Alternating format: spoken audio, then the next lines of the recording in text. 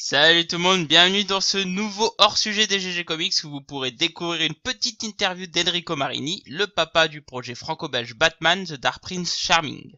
Pour ceux qui ne connaissent pas Enrico Marini, c'est un artiste majeur dans la franco-belge.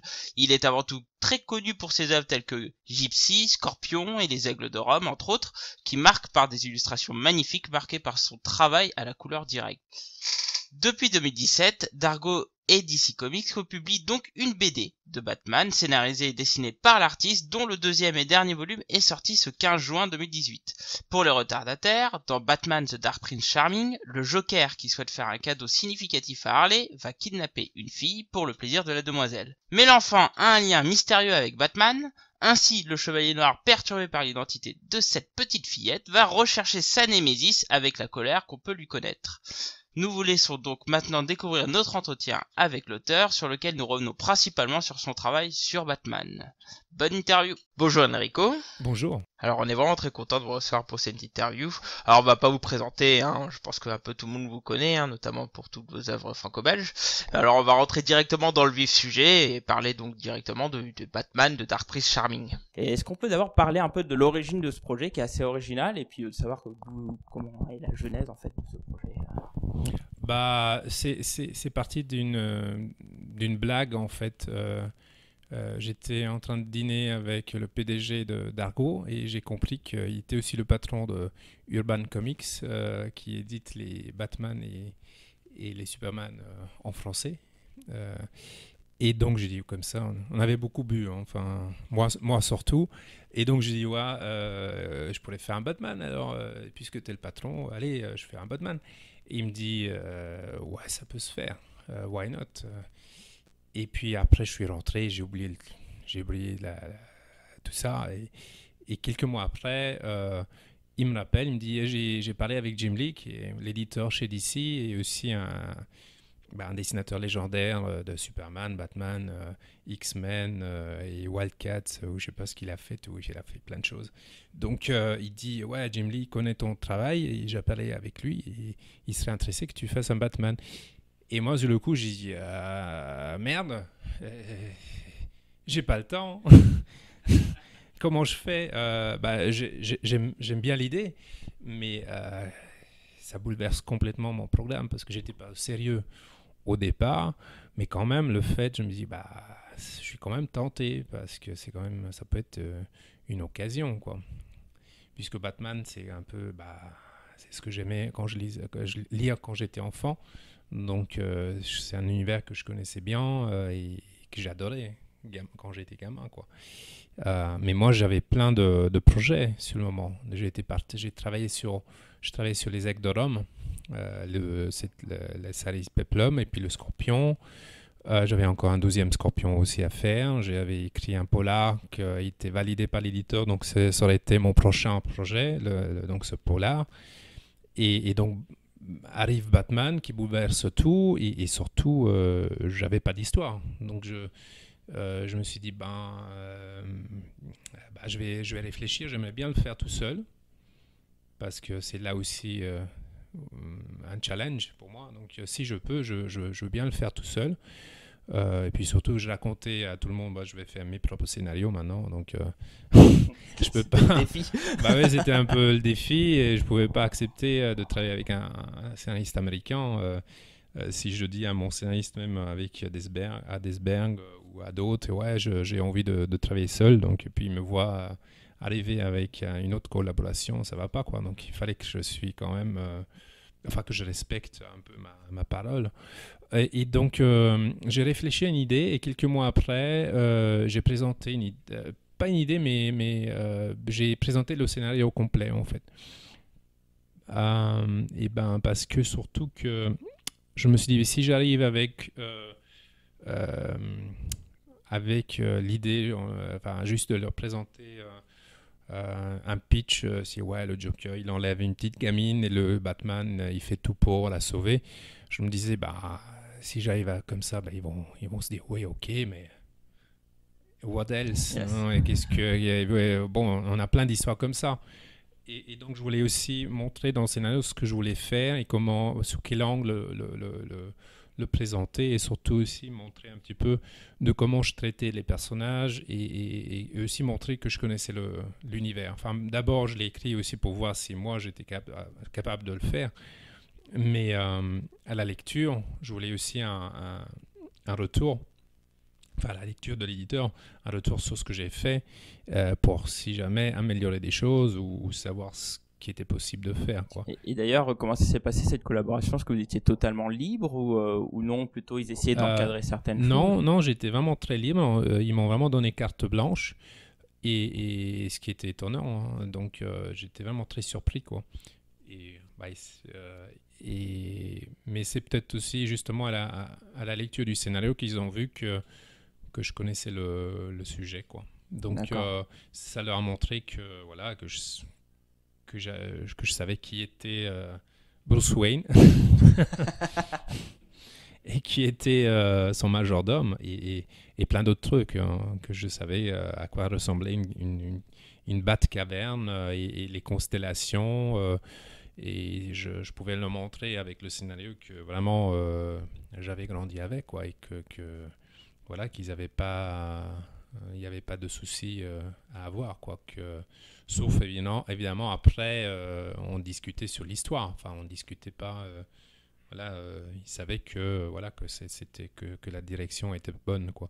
Et donc le retour a été très bon, très positif mais c'est vrai que c'est procéder comme ça, c'est pas évident parce que quand tu bosses sur un Batman, enfin surtout quand tu écris un scénario comme ça,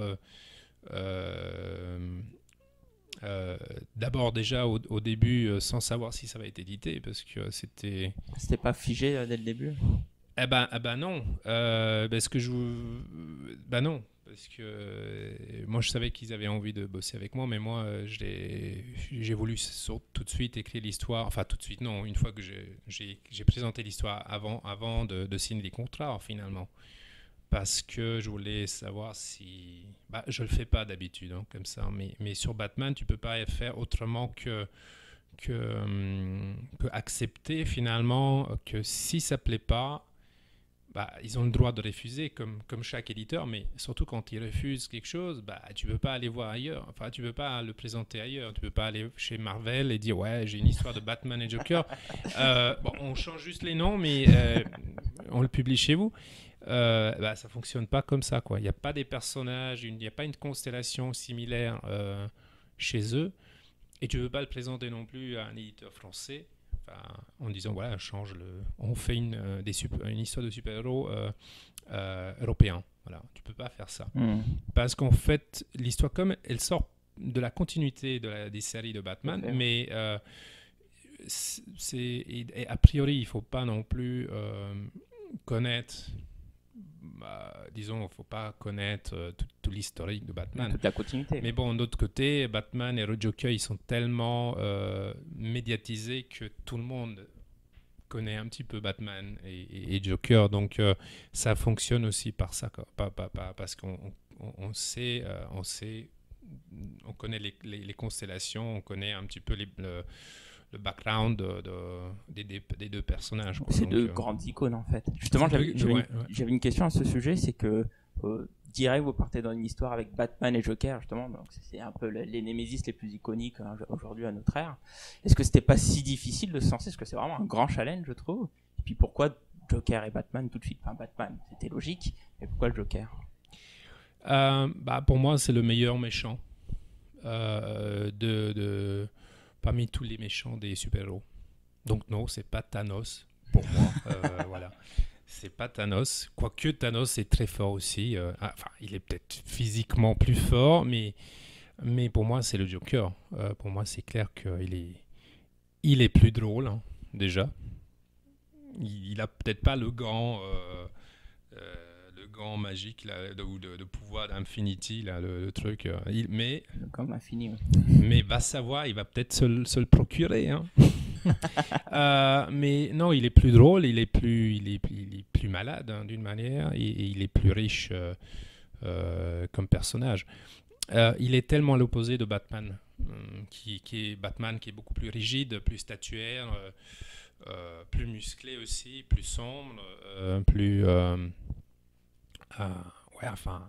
Il adore se promener et chasser les criminels la nuit. Batman, Joker, c'est le contraire. Lui, il est sur scène tout le temps. C'est quelqu'un de jouissif. C'est une diva. C'est un malade, c'est un psychopathe. Bon, Batman aussi un peu, certainement, mais le Joker, il n'a pas de limite. Il a peur de rien et il n'a pas peur de s'exposer et il tue tout et n'importe qui pour n'importe quelle raison, enfin pas pour aucune raison d'ailleurs. Et en même temps, moi j'ai essayé, disons que moi, la façon comme j'ai essayé de me l'approprier, c'est que je me suis dit, ça c'est un personnage qui, bon, c'est un malade, ça on le sait, c'est un psychopathe, mais c'est un personnage qui change de personnalité tous les 5 minutes. Donc il a peut-être un plan, une stratégie, un plan machiavélique. Donc c'est quelqu'un de très intelligent. Mais 5 minutes après, il peut l'avoir oublié parce qu'il incarne un autre personnage. Donc il devient peut-être juste l'assassin, le psychopathe sanguinaire. 5 minutes après, il tombe dans la mélancolie, donc, où il devient tendre et charmant. Et donc ça change tout le temps. Et donc il a tellement de personnalité en lui que même s'il a un plan, parfois voilà, il risque de l'oublier. Et il sait, parfois on pense qu'il sait ce qu'il fait, et d'autres moments on se dit mais est-ce que vraiment il sait ce qu'il fait? Peut-être pas. On ne sait pas. Et donc ça le rend imprévisible et ça en fait un personnage plus riche et ça crée aussi des situations très drôles. Parce que quand j'ai commencé l'histoire, j'ai réfléchi à un moment à une approche beaucoup plus sombre, glauque. Ouais. Oui, parce que le fait de raconter une histoire qui se fait d'une gamine de 8 ans, elle a à peu près 8 ans, qui se fait enlever par un clown psychopathe, je veux dire, dans la réalité, c'est pas très gai et c'est très malade, quoi. Et du coup, là, on aurait pu imaginer une histoire très glauque, très sombre, très malsaine. J'aurais pu aller beaucoup plus loin, quoi. Mais beaucoup plus loin. Et puis, je me suis dit, est-ce que vraiment tu as envie de passer 14-15 mois dans un univers si malade, quoi, si malsain, parce qu'il y avait cette option. Ça a même rendu des acteurs malades, d'ailleurs. Voilà. Est-ce que tu veux vraiment finir comme certains acteurs qui après... N'espérons pas. Bon. Non. Donc je me suis dit, non, moi je veux avoir du plaisir sur ce projet. Et surtout, je trouvais que les dernières histoires avec le Joker, qui sont d'ailleurs super, moi je les ai à la maison, enfin, j'ai pas tous les comics, mais j'ai vraiment les histoires, les cultes, les grandes histoires, et surtout les grandes séries avec ce personnage. J'aime beaucoup ce que Scott Snyder et Capullo ont fait. J'adore le Killing Joke, j'adore les histoires de Miller et Mazzucchelli. Mais je trouvais que les dernières années, le Joker devenait de plus en plus sanguinaire et de plus en plus malade et justement sans limite, mais pas très drôle en fait. L'humour a disparu. Bon, c'est vrai que c'est un clown et bien sûr de temps en temps il fait un gag, mais c'est parfois très très malsain, quoi. Enfin, même les gags sont très... Et donc le côté un peu clown a disparu. Et je voulais le réanimer un petit peu dans ce sens. C'est marrant parce que justement je les ai relus les deux fois parce que j'étais surpris plus que moi, ce second volume. Ah, vous l'avez fait, c'est un peu différent. Mais alors, j'étais assez surpris que ce second volume, justement, a un ton beaucoup plus léger par rapport au premier. Et du coup, j'ai voulu les relire les deux en même temps. Et effectivement, on a une première moitié qui se veut beaucoup plus sérieuse, beaucoup plus rentre-dedans. Et on a une deuxième partie où, en fait, j'ai un peu retrouvé l'esprit qu'on a dans les dessins animés de Bruce Timm et Paul Dini. Ouais. Et justement, j'avais cette question parce que j'avais l'impression que vous rendez hommage une partie de tout ce qui a été fait, un peu l'ère Miller, etc. et une deuxième partie où on revient un peu plus dans notre enfance avec des histoires comme Bruce Timm et Paul Dini, où il y a un certain sérieux, mais il y a aussi une certaine légèreté derrière, surtout quand on comprend à la fin le plan du Joker, on dit ok, bon, là, on voit où il va, quoi. Paul Dini et Bruce Timm sont des bonnes références parce qu'ils m'ont certainement aussi influencé, et j'adore le comics qu'ils ont fait, Mad Love, qui est phénoménal, où cette histoire d'amour fou entre Joker et Harley Quinn. Et d'ailleurs, Harley Quinn dessinée par Bruce Timm elle est phénoménale. Ouais, elle est magnifique. Je pense, rendre hommage, c'est peut-être vrai, oui, inconsciemment, c'est aussi rendre hommage. Mais ils m'ont certainement tous un peu influencé, donc il y a des influences des films. Les films de Burton, des films de Nolan, il y a aussi des influences des Batman dessinés par Neil Adams et scénarisés par, comment il s'appelait, Dennis O'Neil, qui était pour moi, des histoires de Batman magnifiques. Enfin, moi c'est ça qui m'a fait rêver quand j'étais gosse, et ils ont pu, ces deux-là, ils ont pu, disons, moderniser le Batman, le rendre beaucoup plus sexy aussi par rapport à avant, ce qui se faisait avant dans les années 60. Ou le dessinateur Jim Aparo, ou Dick Giordano, ou Gene Colan. Enfin, il y avait plein de dessinateurs, ou Kevin Nolan aussi, qui m'ont fort influencé quand j'étais gamin, ou quand j'étais simplement plus jeune. Je pense que d'une manière, j'ai digéré tout ça, et j'avais certainement envie ou inconsciemment envie de refaire réapparaître un petit peu cet esprit-là, quoi. Mais mélangé avec d'autres influences aussi, d'autres films qui n'ont peut-être pas à voir, ou d'autres histoires qui n'ont peut-être pas forcément à voir avec l'univers de BD, ou de comics. Disons que le cinéma en général m'influence sur mes autres travaux aussi, ou les romans, ou les biographies, ou tout ça. Et d'ailleurs, en termes de graphique, moi j'ai beaucoup d'amis qui me parlent d'un Joker émo, mais moi j'ai plutôt qu'on a l'impression d'être dans un univers de cirque en fait. Quelles sont vos inspirations graphiques pour tout ce qui est sur la série en fait, sur Batman, les Joker, etc. Harley Quinn qui est très réussi d'ailleurs. Oui, merci. Et d'ailleurs, ce qui est génial avec Harley Quinn, c'est qu'il y a déjà, mais même avec le Joker, ce qui est génial, c'est que même parce que jusqu'à maintenant il y a que là maintenant sort le tome 2 qui conclut l'histoire, mais jusqu'à présent il y avait qu'un tome qui était sorti, donc la moitié de l'histoire, et déjà depuis quelques mois il y a déjà des femmes et des filles qui se cosplayent en Harley Quinn d'après mon design, et ça c'est génial dans le monde entier. Et ça, c'est génial quand tu vois des Américaines ou des Européennes qui font ça, quoi. Tu dis, c'est le rêve, quoi. Et donc, moi, j'en ai connu quelques-unes, et c'est vraiment génial parce qu'ils le font avec passion. Et voilà, quoi. Aussi le Joker, j'ai vu des types se maquiller un peu comme le mien, et ça, c'est génial. Donc... voilà, quoi, ça en valait déjà la peine pour ça. Ah bah oui, c'est clair. D'ailleurs, c'est une question que j'avais, est-ce que vous êtes principalement connu de l'univers franco-belge, vous arrivez dans l'univers des comics, on est un type de public qui est assez différent. Quelle est pour vous d'ailleurs la différence de travailler à l'époque, la comparaison entre de travailler dans un univers de comics et un univers de franco-belge en termes de public, en termes de salon, etc. Quelle est pour vous, est-ce que vous découvrez des nouvelles choses ou non, finalement c'est un peu toujours la même chose?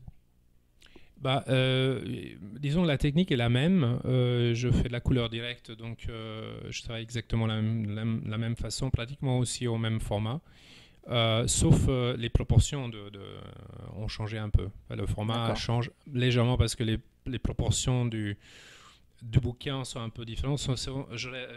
J'ai utilisé les proportions américaines, qui sont un peu plus étroites et un peu plus allongées. Mais bon, c'est déjà un grand format, il sort pas comme ça aux États-Unis, pas encore. Ils vont peut-être le sortir plus tard en cover, en grand. Oui, il est sorti en hardcover, mais un peu plus petit. D'accord. Et peut-être que vers la fin de l'année, où ils vont le sortir aussi à ce format, ou même plus grand. Enfin, je sais pas. Enfin, je les laisse faire. C'est eux qui décident. De toute façon, ils décident.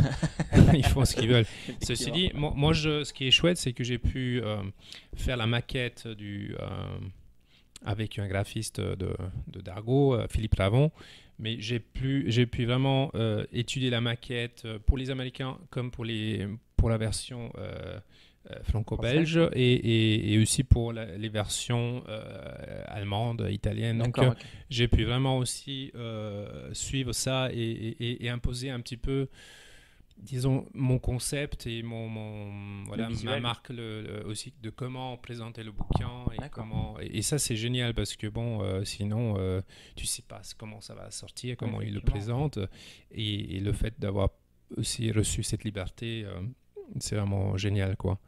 Et en termes de découpage, etc., est-ce que vous êtes plus libéré quand on fait du comics ou non, disons ou est-ce qu'on essaye de plus chercher le mouvement par rapport à franco-belge ou non finalement non.